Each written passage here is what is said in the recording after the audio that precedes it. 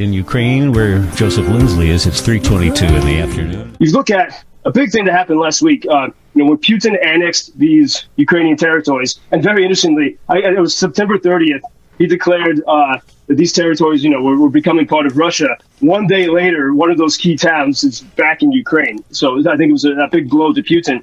But in that speech that he gave last week, he didn't mention Ukraine, of course, because he wants to erase the idea of Ukrainian identity.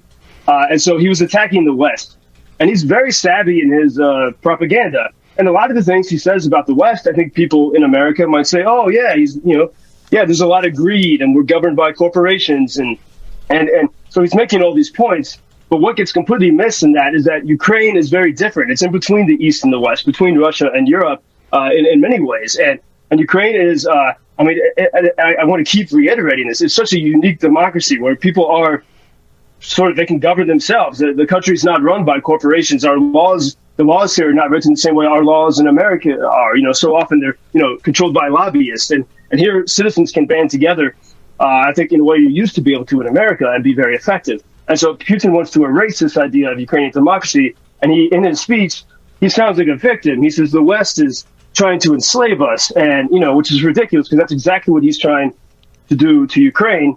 And when I heard that speech, and you see the Russians that are in the square in the Kremlin, something that, Ukrainians cannot congregate in a public place because they could get bombed.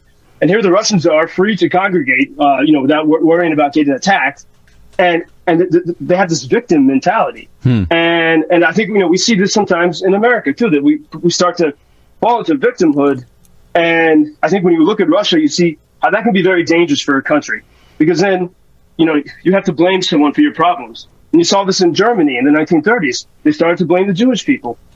But if you can resist this victim mentality, which the Ukrainians have done so well, even amid these nuclear fears, you still hear people singing on the streets, and people keep going with their lives.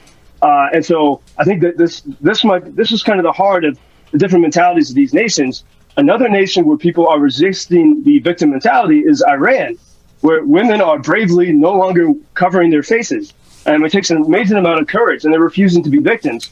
And I think it was yesterday in London, there were two simultaneous protests, one in favor of Iran and one in favor of Ukraine. And they happened to meet near Trafalgar Square. And it was beautiful to watch these videos because then they started chanting together, the Ukrainians and the Iranians in London standing for freedom, not as victims.